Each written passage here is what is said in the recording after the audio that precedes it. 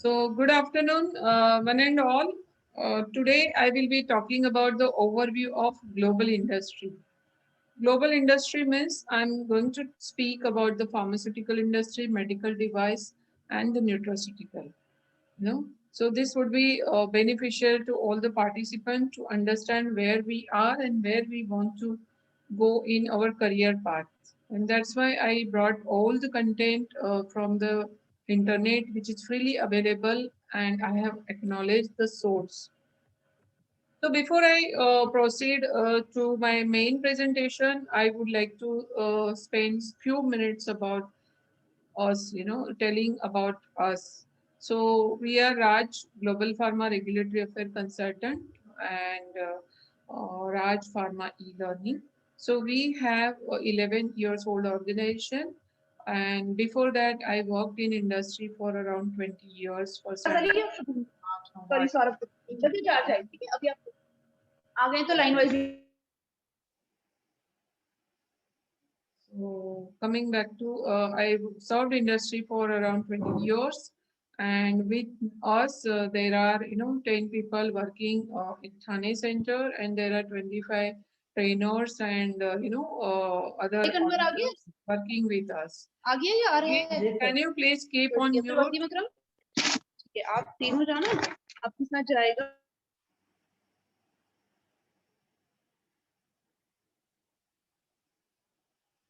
Shall I proceed? Yeah. So this is our mission. Mission of Raj GPRSC is to empower the employees' productivity and skill development through relevant education, skill development, and market-focused livelihood program in life science, pharma, biotech, nutra, and healthcare industry. Healthcare includes your medical devices, okay, and to empower women who are willing to make second career in pharma, life science, and healthcare industry. And our quality policy is described here. You will find on our website www.rajpharmaelearning.com. So I am also a pharmacist like you, and I spent around completed 30 years in various segment. I started my career from R&D till the global regulatory affair. I'm a lead auditor now, and we have faced more than 100 audits. We are handling more than 100 clients and trained as Naresh told. We have completed almost 26 to 27,000 candidate training program. So this is my favorite slide, the learning is much more than training. The learning is more, much more than the training. The illiterate of the 21st century will not be those who cannot read and write, but those who cannot learn, unlearn, and relearn. So this is very important slide, and everyone should keep in mind that learning is much more than the training, and this is said by Alvin Toffler. So, as you must have seen that there are a couple of bodies, institute, academia, they are helping us to bridge this gap. So, what I mean to say here, who will bridge the gap? Because freshers are not preferred in pharma, biotech, or the medical device industry. Unlike IT industry, where is it is a labor intensive, and freshers have 3 to 6 months pure training before being given the project. Correct. So it's very difficult for the freshers coming out of university with their degree like BPharm, MPharm, MSc, BTech, whatever biomedical engineer.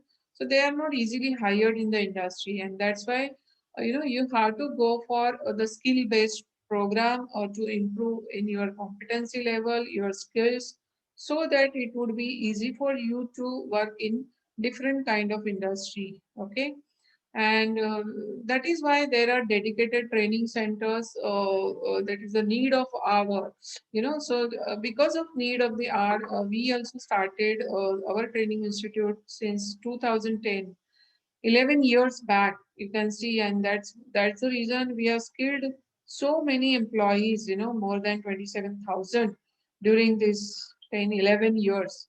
And not only in regulatory affairs. We have trained in multiple segment like the clinical research, pharmacovigilance, quality assurance. So we offer various program based on the we have adapted the curriculum and the training methodology which is suitable to current requirement and how the student who have been trained will grab the opportunity in the industry. And you might have heard that there are rising number of, the warning letters, the 483 observations are coming out of the Western regulator like US FDA, Europe, Canada, and all due to the quality, compliance, data integrity issues, lack of recording proper information. And, thanks to, we are proud. Proudly associate with IBSC, that is Indian Biomedical Skill Consortium, with whom we offer, the quality assurance, quality management program for the biomedical engineers. And we have couple of institute wherein we have tie up with our mutual understanding to offer various skill-based program in the regulatory affairs, quality assurance, CTD, ECTD, the RA in APIs, clinical research, pharmacovigilance, medical devices, medical writing, patent and test procedure, and the nutraceutical. So these are the popular program which we offer, and it is the duration is also very small, the 3 month, 6 month, 4 month program, and anyone can learn from anywhere because we offer this during COVID point, the pandemic, we are offering all through the online portal.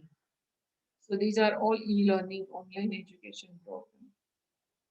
And not only we offer the technical program, we offer the soft skill program and the action workshop about like train the trainer, problem solving, personal productivity, good working practices, feedback coaching, effective leadership, campus to corporate, how to build best quality culture, 25 rules of effective management, 6 keys to influence people.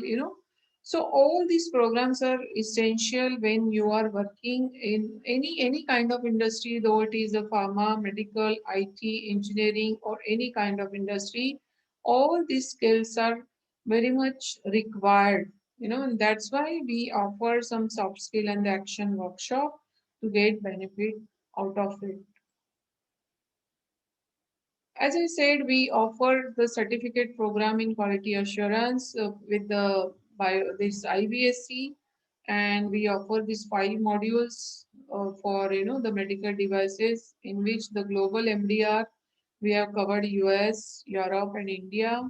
Then the quality management system as per ISO 13485, risk management, risk analysis as per ISO 14971, technical file preparation for India, US, Europe, regulatory submission again to notified body like 510K, ISMA, PMA, then Sugam portal submission, and so on. So we offer all this program as a, earlier we used to offer this as a classroom training session. Now everything is converted to the online session due to the COVID.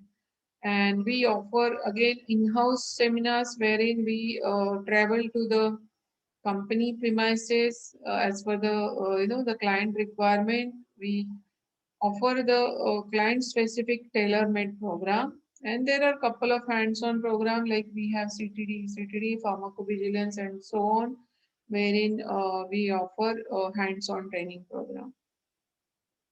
Then apart from all these services in medical devices, pharma, nutraceutical, our major focus is to offer the skilled job training courses into all this sector by 24, by 7 hours. So we bring almost 12 to 15 courses in which people get benefits out of it. This is our classroom. We are based out of Thane, Mumbai. These are our classes wherein all the students taking advantage of it. We have online exams and all. So that's about the Raj Global Pharma Regulatory Affair Consultant. Thanks once again for giving me opportunity to speak about the overview of global industry. So I hope all students have joined by this time. I could see 20 people have joined. So let us start with the main topic called overview of global industry. Okay. Global industry, before we proceed, let us understand about facts of India. You know, we should, I'm a very patriotic person. I love my India, and I'm really proud to say I'm an Indian, because there are really facts about India. 10, you will Google, you will find 10 amazing facts of India, 40 amazing facts of India. We are world's largest democracy, and we are second largest speaking English speaking nation in the world. We are third largest standing army force, over 1.5 billion strong. So you can see we have varieties of languages, spoken language, written language, and so many things. You can say, the India is really, it's a state of the art. If you consider the globe, you can see we have everything in our India, everything. No need to go here and there, if you ask me, because we are, the second largest English speaking countries amongst, top 10. You can see, though we have so many spoken language, Hindi, Gujarati, Bengali, Tamil, Telugu, and so many Assamese and all, still we are the, second largest English speaking countries in the world, and that is the advantage of it. And we have so good institute, like you are already studying in NIPOD is the best, university, I would say. The JSS, NIPOD, there are so many ICT and all, wherein I am invited as a guest speaker. And today I'm fortunate to, connect with you. I've already visited your campus, 2 to 3 times in Hyderabad, but now due to COVID, I'm coordinating with you through online portal. So let us start with understanding about different industry. So we will start with the pharmaceutical industry first, and then we'll move forward with the medical devices and the nutraceutical. Is it okay? Say yes or no. Yes, Hello. ma'am. Yes, ma'am. Yeah. Uh, I need everyone to pay attention. Okay. So please pay your attention. Stop me in between if you have any question. Raise your hands, or you can write your question in the chat box also. Okay, but please be attentive. So about pharma industry, as I said, Indian pharma is in third position in world in terms of volume, and 14th position in terms of value. So currently we are exporting the drugs to more than 200 countries, vaccines and biopharmaceutical products to about 151 countries. Okay, so India is the largest provider of generic drugs globally. Am I right? So Indian pharmaceutical sector industry supplies over 50% of global demand for various vaccines, and 40% of generic demand in the US, and 25% of all medicines in UK. So most of the pharmaceutical, companies, they focus on regulated and the semi-regulated market. What is the difference between semi-regulated and the regulated? Regulated means they have to follow strictly all rules, regulations, directives. They are stringent guidelines which you are mandatory to follow. Semi-regulated means you have little bit of liberty, and you can still follow some guidances and register your product and get the marketing approval. Okay. So this globe is divided into regulated and the semi-regulated market, out of which all ICH region, that is US, Europe, Japan, falls under the highly regulated market. But along with that, there are Australia, then the Nigeria, Kenya, all these Canada, all these countries are coming towards highly regulated market, because they have started using ECTD as their electronic submission, and they are started following all strict guidelines, the regulations, and so many things. They are asking us to follow, apart from the submitting dossiers in ECTD CTD format. So always, if you see, there is stricter regulation, lots of documents being generated. That means naturally the document specialist, regulatory specialist, the regulatory affair operations, then the regulatory information management systems, regulatory intelligence. So many opportunities will arise, due to stricter regulation and standards and norms we have to follow as an applicant. Okay, so during last 5 years you can see there is a huge demand in this regulatory affairs, regulatory operations, and there was up to 5% rise, 500% rise in the past 5 years. Why? Because of the advanced technology, electronic world, the digitalization, everything becomes electronic, and that's how this pharmaceutical industry is growing very fast. You can see and you can find out the statistics of opportunities in the different companies, the consulting companies, etc. You can see the consulting companies like the Cognizant Consulting, TCS, Tata Consulting. So all these companies are also growing up tremendously because of the job opportunities, right? Now coming to the global pharmaceutical industry, which is worth US dollar 1.57 trillion, not billion, trillion by 2023, and we are in 2021 now. Just it is 2 years, right? So we can reach up to 1.57 trillion. So this growth, you can see it's predicted on the basis of various factors like market drivers, current and upcoming trends, current growth patterns, and market challenges. Then the North America is expected to retain its leading position in the global pharmaceutical market with market share of 45.33% in 2023 and improving on its market share compared to 2017.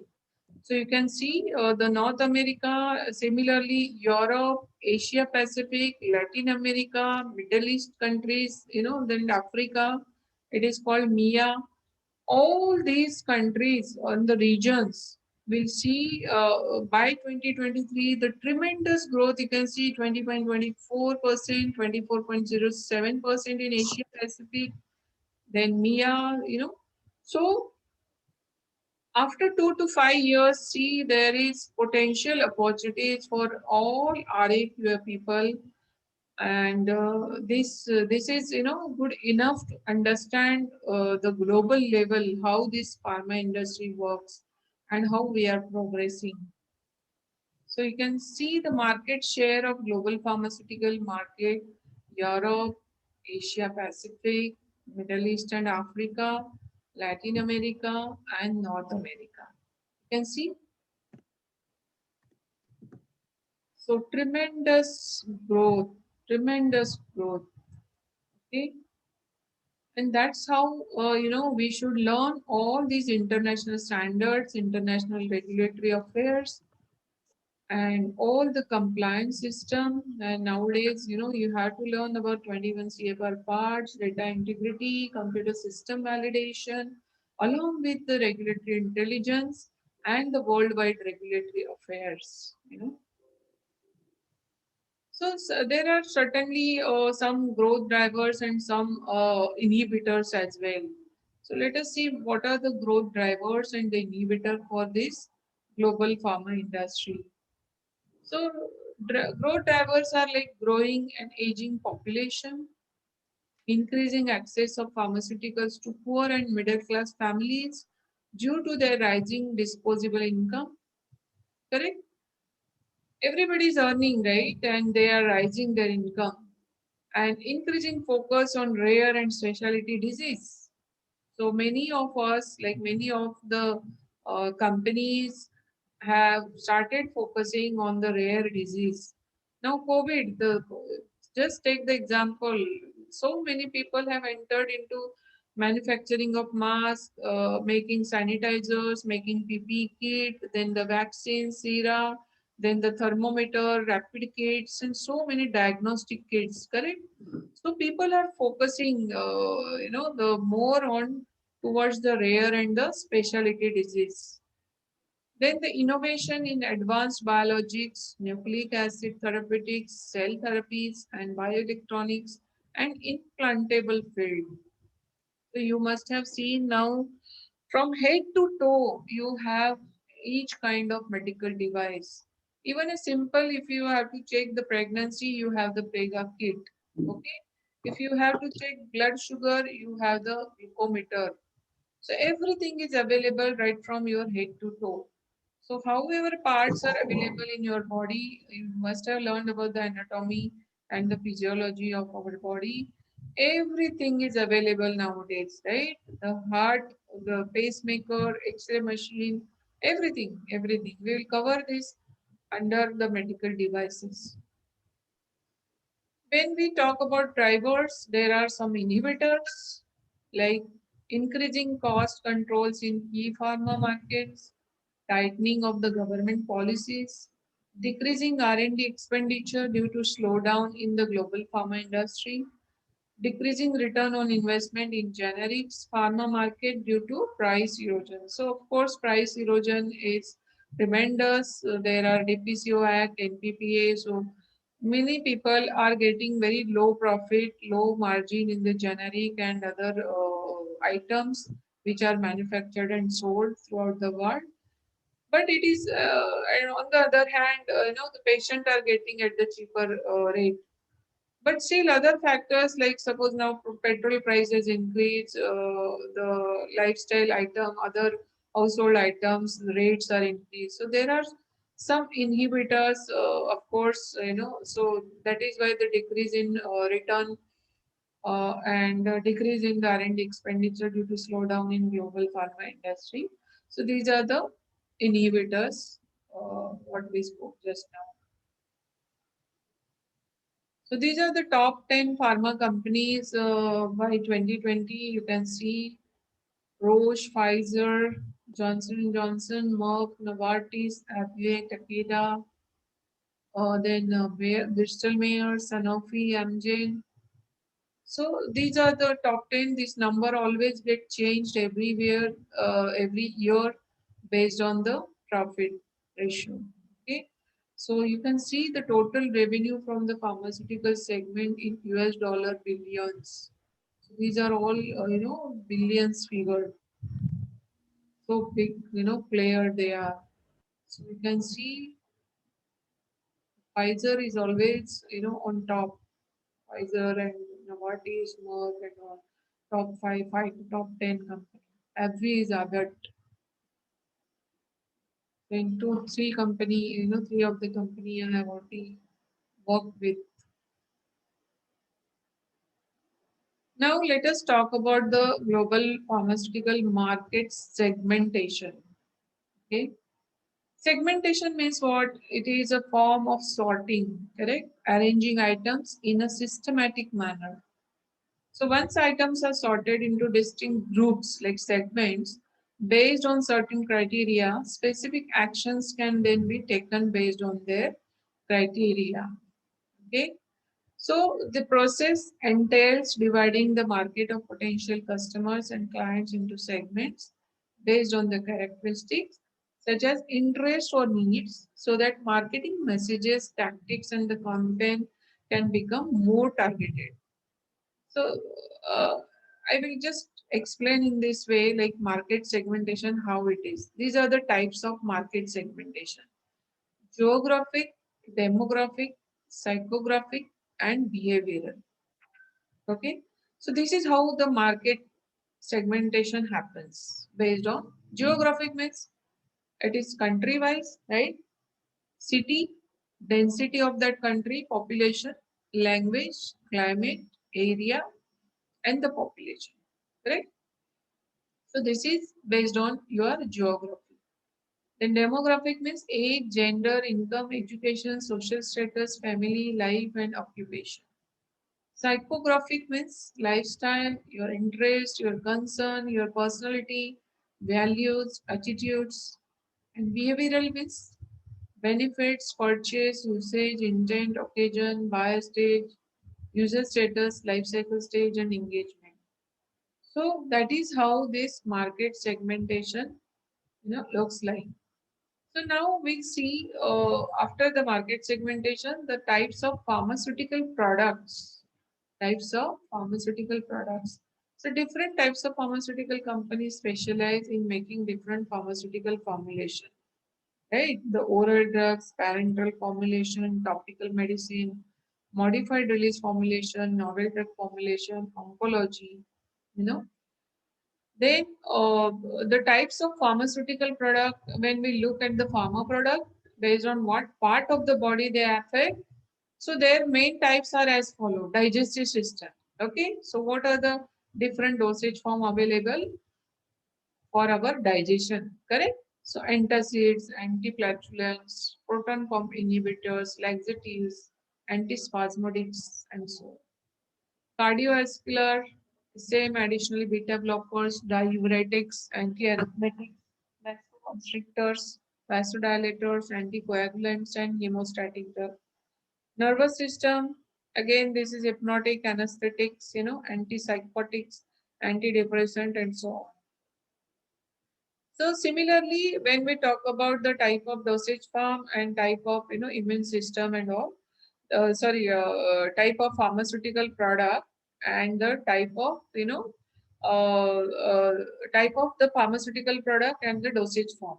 Then we consider the type of pharmaceutical product with respect to our body, the part of the body which will affect. Again, immune system for the antibiotics, antiviral, antifungal, anti-inflammatory, anti-allergic. Endocrine is androgens, estrogens, gonadotropin, corticosteroids, thyroid hormones, and so on.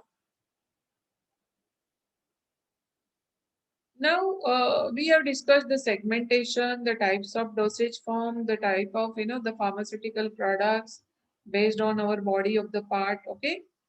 Now, let us discuss how these pharmaceutical companies do the business. So, there are four types of pharmaceutical companies. One is called mainline, second, research and development, third is generic, and other types. So, we will describe one by one. These all four types companies have their own area of specialization, right? And expertise catering to different segments of the pharmaceutical industry.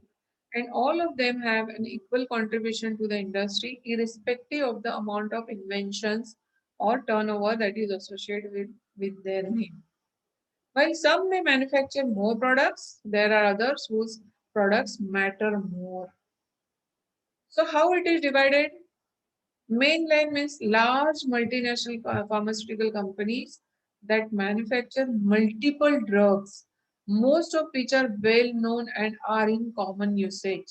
Like you must have heard about the antacid or the paracetamol like crocin or the anti hypertensive like atorvastatin, lovastatin, and so on. So large multinational pharmaceutical companies that manufacture multiple drugs, most of which are well known, okay, and are in common usage. So these companies moreover have various manufacturing plants to keep the supply of their drug in check with the horde of researchers backing them with the scientific excellence. So you might have heard about the Cipla, Sandoz, then Sun Pharma, and there are a couple of others like Piramal, Ranbaxy, so many companies, they have their multiple products which are in common usage, and they are like in thousand crores companies like Alchem, Sun Pharma, Ciplas, Lupin, and all. So they are into such kind of business. So they have various manufacturing plants at different location worldwide, and they supply this product to protect public health. Correct? Because they have very strong backing R&D, then the all the manufacturing sites and with the scientific excellence. They are very good skilled people, so that they can serve people to provide all kind of products in time, right? Then the research and development. These companies, despite being smaller in size than the mainline companies, focus primarily on the research and development front, innovating or inventing new products, novel product formulation or methods. Although they don't manufacture drugs for a market, they help the bigger companies manufacture them, working as a consultant or the contractor. So you might have heard about the CRO, right? There are small CMO also, so who helps in research and development activities, which is done by this mainline business owner, like bigger companies who outsource their R&D. Some people outsource some analytical method validation, method development, or some critical tests like impurity profiling, elemental analysis, or some people go for the BAB studies, the clinical trials and toxicological study. So for these, there are certain CROs and CMOs available, and this is the second type of the segment which we described. So one of the example for the contractor is Zim Lab is a great example for such companies. So they provide all kind of R&D work for other big players. Now come to the generics. These companies don't have any patents or on their products or even a research team for that matter. Correct? So they don't work on the research and they rather work on the formulation for which the patent is expired. Correct? So you might have heard about para 1, 2, 3, 4 patent. So generally, generic people see to that whose patent is expired and they start the development, they tweak the formulation, and then they enter into the generic market in US, like in US as a ANDA application or 505(b)(2) application, Europe, or any semi-regulated market. So these companies can help in letting the drug reach a wider consumer base due to the significant reduction in price. Since generic doesn't require the clinical trials to conduct this phase 1, 2, 3, and the non-clinical in animal, it saves lots of time and money, and that is why they can offer drugs at the lesser price. Then other types. The fourth one is other types. Means additional pharmaceutical companies also exist with the pharmaceutical industry. And these include those companies that manufacture bulk compounds and chemicals for use in the production of the prescription and the OTC. And biological products companies represent another type of company found in the world of pharmaceuticals. And they produce vaccines, serum, and blood products. These are the four main segment if you consider the pharma industry. Correct? Are you with me? Hello? Yes, ma'am. Yes, ma'am. Yes, ma'am. Thank you. So now we see global pharmaceutical manufacturing. How big we are, the global pharmaceutical manufacturing market size was valued at US dollar 324.42 billion in 2019, and it is expected to grow at a compound annual growth of 13.74%. Just see, there is a tremendous growth, tremendous scope, because government has given all subsidy, the lands is given, lots of park are coming up, and lots of startup companies are going for this business. They are starting their own facility or small scale, and then they enter into the large scale. So that's how the global manufacturing market size is also increasing day by day. And the continuous investment made by the pharmaceutical and the outsourcing firms to expand their manufacturing facilities have positively impacted this market growth. Correct? And You can see the drug approvals by regulatory bodies is also expected to fuel the pharmaceutical manufacturing procedure. And you can see all these figures from the net, because large number of ongoing clinical trials have also created numerous growth opportunities in the market for pharmaceutical manufacturing. Because see, after certain stage, after going into generic business for 10, 20 years, people feel like to start with some innovative product, and they start gathering innovative ideas, and try to bring some unique product into the market by researching themselves. And then if you want to launch any new product into the market, of course you have to go for the non-clinical and clinical trial to prove that they are safe, right? And if it is generic, you have to prove that it is bioequivalent to the innovator products. And so that's how people are getting more and more opportunities, because lots of clinical trials are going around. And this is how the global drug market top segments, sub segment shares like anti-diabetics, antivirals, antihypertensives, anti-asthmatics, anti-rheumatoid arthritis, and see the other drugs. Yeah, see the other drugs. So original branded medicine have the largest share in the pharmaceutical industry, and they are projected to have 56% share in the global spending. Correct? So the global spending on generic medicine will probably reach up to see US dollar 495 to 505 billion by 2021. Means this year. So people are spending on generic medicine because they cannot afford the branded drugs because of the high cost. And it is increasing day by day. You can see so much rise. We are in 2021 now, right? So it of course include branded and non-branded generics, and it is really going at the much faster pace. You can see through the pie chart. This is the global spending product wise. So I hope you understood the importance of pharma industry, the growing business, and how we have to keep ourselves upgraded with the skills, competency required to cater services in the pharma industry globally. Now we start with the medical device industry. That is also huge, huge business, huge segment.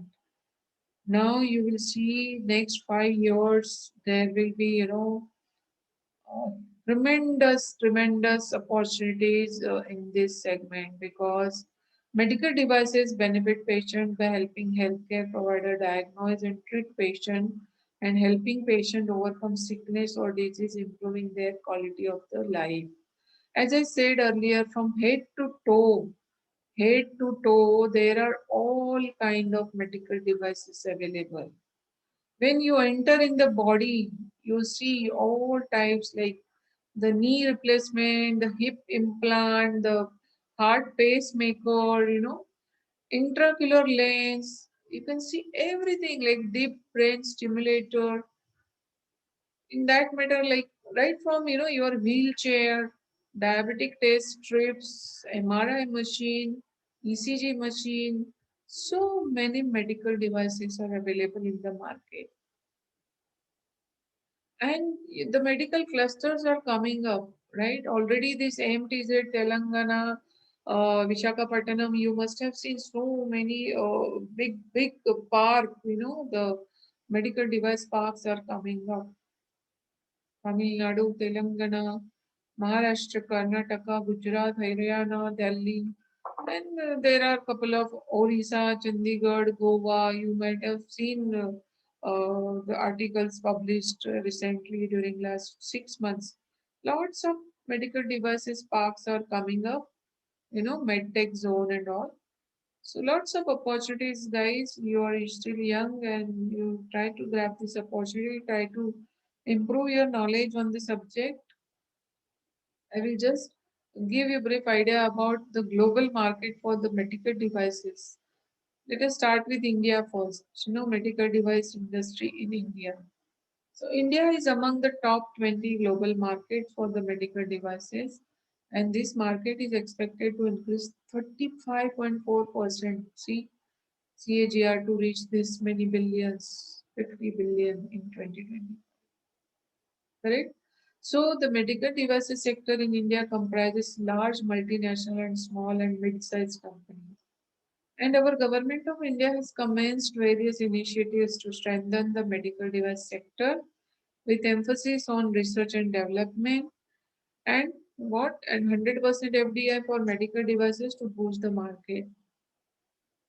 And from April 2000 to June 2020, FDI inflows in the medical and surgical appliances sector reached up to 2.13 billion. That's really great news for us, right? All of us. So medical device industry is there are so many, because of joint venture. Some companies are wholly owned, some are share acquisition, partnership, merger, acquisition. So this foreign direct investment, that is FDI, because of FDI, there are lots of acquisition, merger, joint venture are happening, and that's the reason, there are lots of this park are coming in India. So what are the advantages to boom this sector in India? First is increasing demand, then opportunities to export, correct, and the policy support and the increasing investment, correct.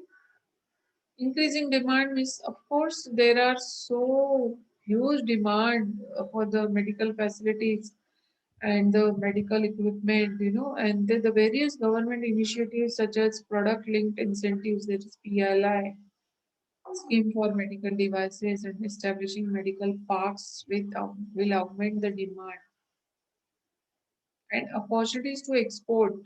So industry is driven by 75 to 80% imports from. So till now we are dependent on importing the devices from US, China, and Germany. But since our the Indian MDR rule has changed, the government is encouraging startups and all these clusters to come up with the new innovative ideas and the techniques, the advanced techniques to build our medical device park. Because of that, this import will decrease and export should increase. Our export of medical devices will increase slowly during next 5 years. And you might have heard about the Indian MDR rule 2017 had changed. Then Europe MDR also changed, and that's why there are lots of change due to lots of changes happening around. Everybody, every applicant, every manufacturer is under transition phase. They have to implement that MDD, the medical device directives, to the MDR as per medical device regulations 2017. There is a huge scope for ISO 13485, risk management, risk assessment, internal auditors. So all these things matters a lot because lots of opportunities in export. Then the policy support, 100% FDI is allowed in the medical devices sector in India, and the categories such as equipment and instruments, consumable items, implants attract most of the FDI. And as part of the invitation sent to Japanese investors to invest in medical device sector, India is targeting 1200 technical collaboration. This news is very good for us, am I right? So Japanese investors are coming up because of our policy support. This is, one of the advantage in India. Then you will see lots of investors are there coming up.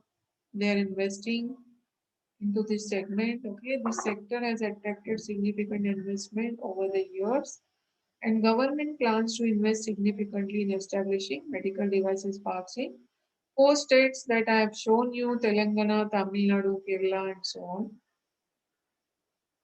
And this park will be provided to the respective states. 100% FDI will boost investment from the private companies to this sector. Generally, medical devices are categorized based on the risk. Okay. In India and Singapore, it is classified as A, B, C, D. Class A means low risk. Class B means low moderate risk. Class C means moderate to high risk. And class D means the high risk, means the highest amongst these three. So that is how the classification is based on the risk. Correct? In other countries, if you see, uh, before that, I will show the examples. Like low risk means nasopharyngeal catheter or the surgical dressing. It comes under class A, that is low risk. Low moderate, that is class B, is intravenous catheter or the disinfectants. Class C, moderate high means bone cement, bifurcation stent. And class D means high, which has high risk, that is copper T, cardiac patches, or pacemaker or something like that. Comes under high risk, and that is why it is classified under class. Clear classification is based on the risk involved. So like that, there are the classification in US, Europe, Australia, Canada, and Japan. You can see class 1, class 2, class 3. In some countries, it is divided into, class 1 or class 2B. This is class 2A, 2B, class 3.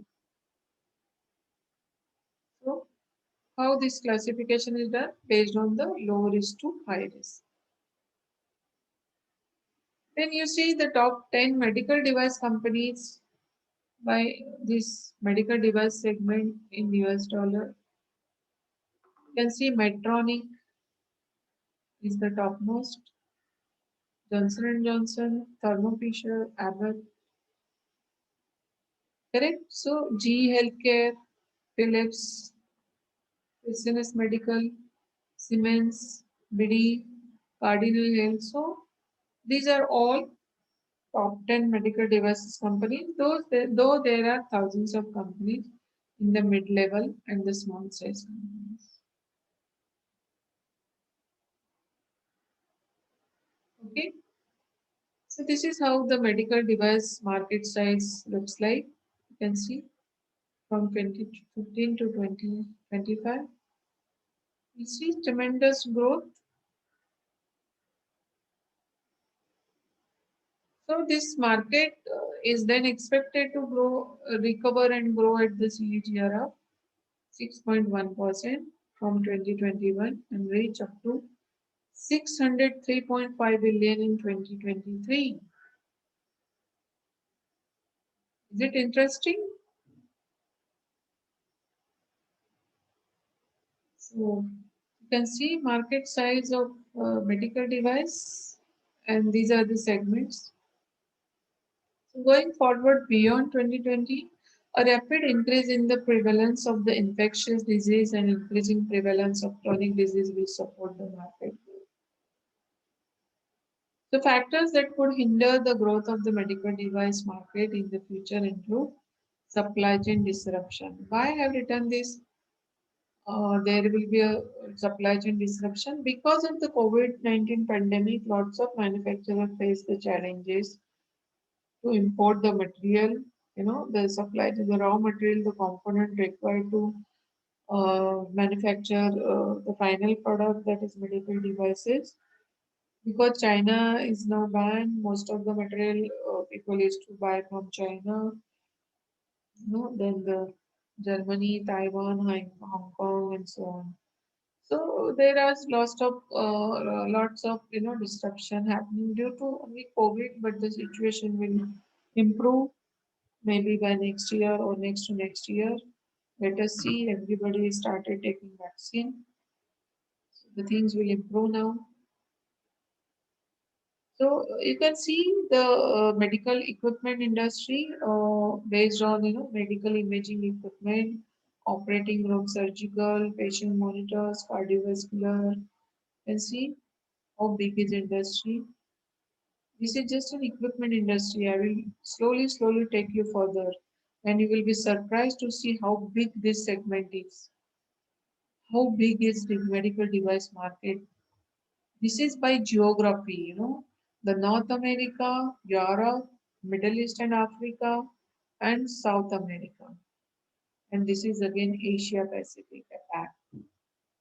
So you can see the segment, the increase. You can see the growth.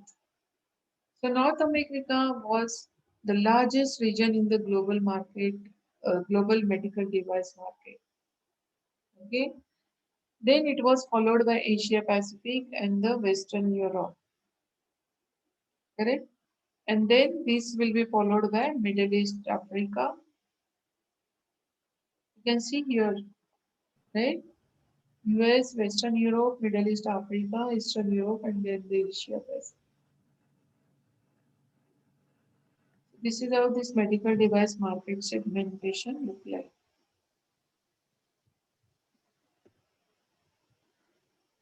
You can see this forecast for the surgical and infection control device, general medical devices, cardiovascular, orthopedic, home healthcare. By 2023, you can see the growth in each segment. This is cardiovascular, this is general medical devices, and these are all surgical. So at the rate of 5.2 CAGR, it's increasing. How we define the pharmaceutical market segmentation like that? Medical device segmentation, you will see based on the type of device, by type of expenditure, and by end user and by geography. Okay, it is by type of device.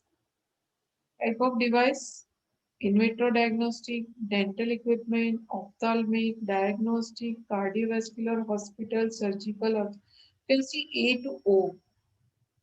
You can read in your mind. A to O.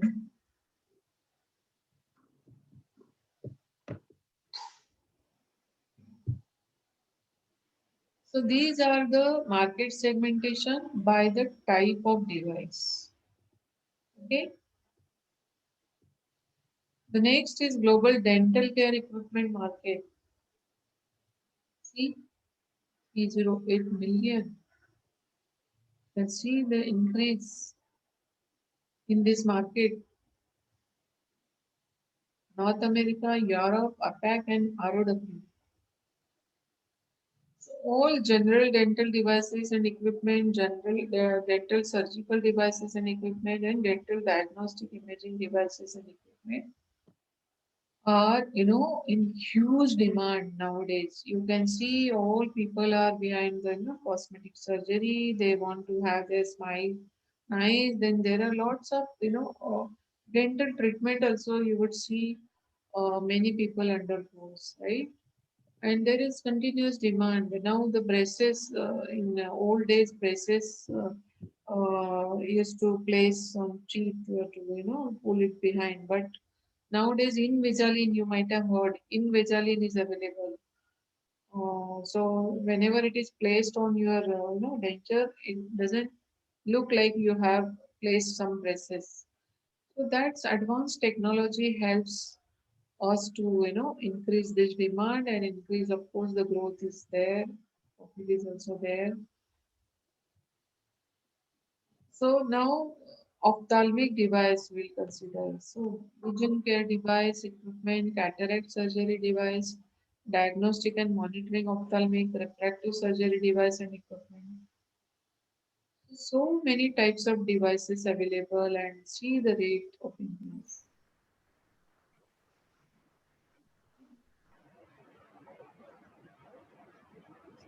In vitro diagnostics, right? In vitro diagnostics. Point of care diagnostics, immunochemistry diagnostic, clinical chemistry diagnostic, molecular diagnostic, so many, see, microbiology, hematology, and so on. And see the growth. Then the diagnostic imaging equipment, X-ray, ultrasound, computed tomography, magnetic resonance, nuclear, and so on. Then these surgical sutures, staples, patient monitoring devices like vital parameter, fetal, neonatal, weight monitoring, remote patient monitoring. You see? Now come to by end user. End user means the medical device market can be segmented by end user into like home care, hospital, diagnostic centers, and laboratories. They are also increasing at the rate of 8.6%. You can see. So these are just 4 tips for medical device market. That is, know your audience, build industrial relationship, embrace digital technology, and employ content marketing.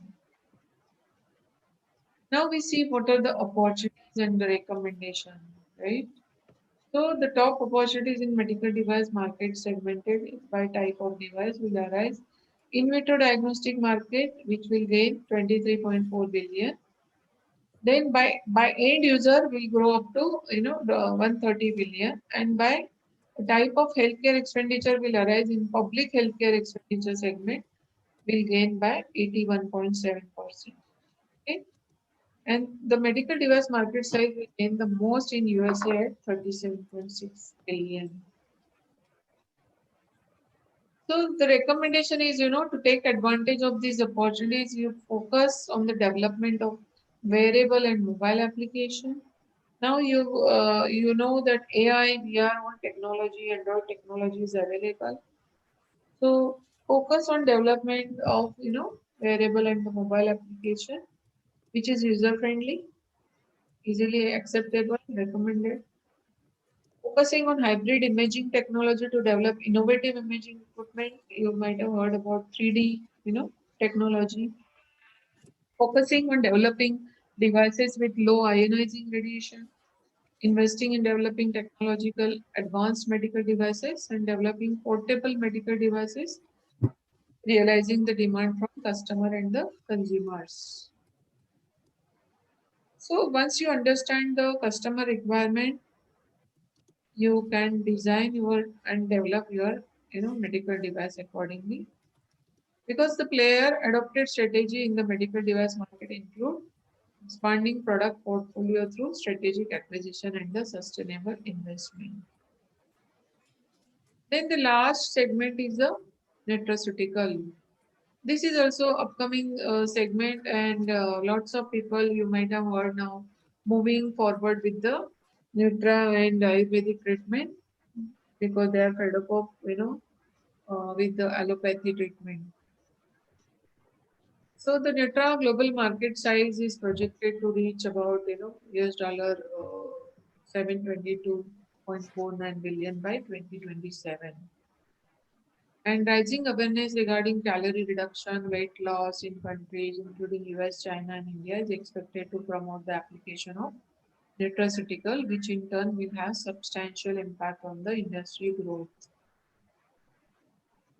So you can see the global market for nutraceutical also, North America, Europe, Asia Pacific, ROW. That is also increasing.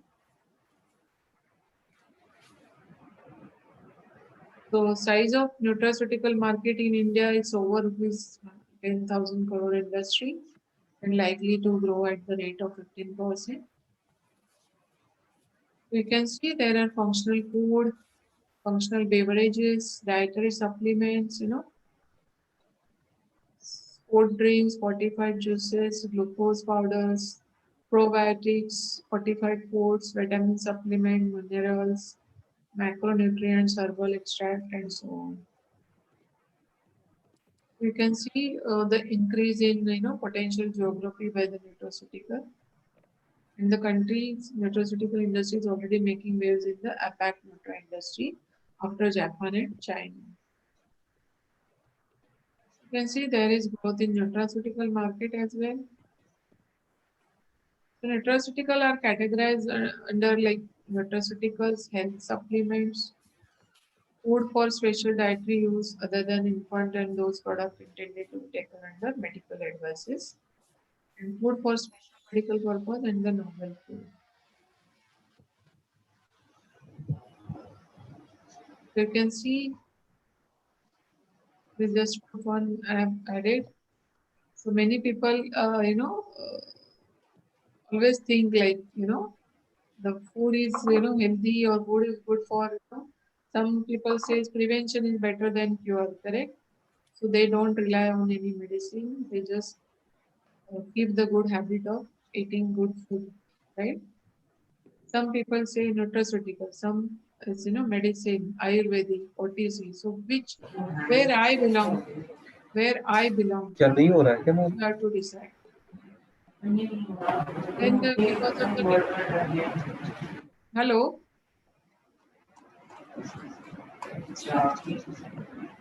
hello, everyone want to look healthy and the young, right? Who represent the aging segment? You can see Madhuri Dixit, Hema Malini, Amitabh Bachchan, who would like to look young? Everyone, correct? Now you can see Madhuri Dixit is born in 1967 and I am 1968, but who looks young, correct? So like that, nutraceutical are capturing market because of the, aging segment. So last but not the least, education is very, essential. So it is expense or investment that you have to decide. If you think education is expensive, try ignorance. Okay. If you talk to a man in a language he understands, that goes to his head. But if you talk to him in his language, that goes to in his heart. That is Nelson Mandela. Am I right? So the future is healthy.